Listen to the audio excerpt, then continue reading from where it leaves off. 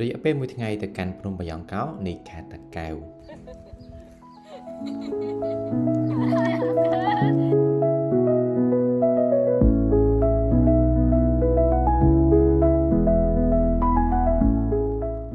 ម៉ោង 6 ព្រឹកចេញដំណើរពីភ្នំពេញតាមបណ្ដោយផ្លូវជាតិលេខ 2 ឆ្ពោះទៅកាន់ទីរួមខេត្តតាកែវដែលមានចម្ងាយប្រមាណជា119គីឡូម៉ែត្រពីភ្នំពេញសម្រាប់អាហារពេលព្រឹកពួកយើងនឹងឈប់ញ៉ាំនៅតាមអាហារដ្ឋាននៅតាមដងផ្លូវ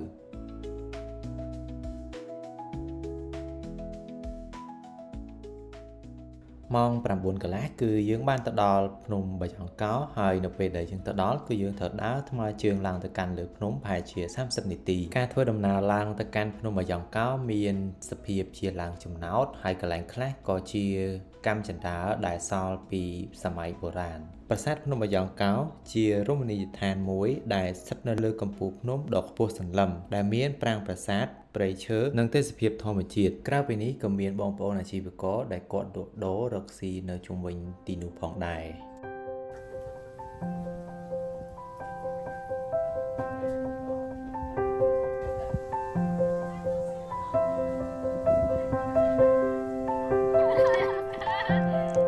เอาไปตะโอ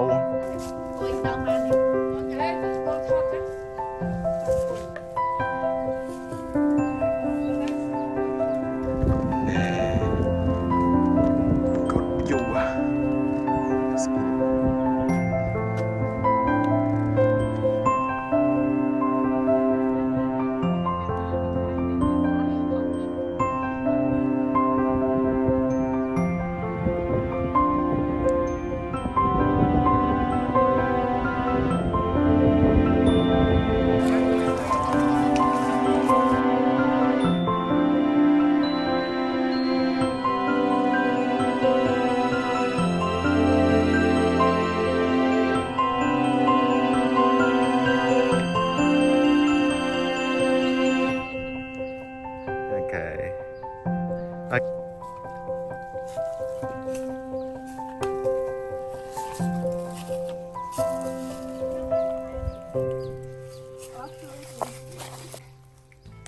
Look at that guy.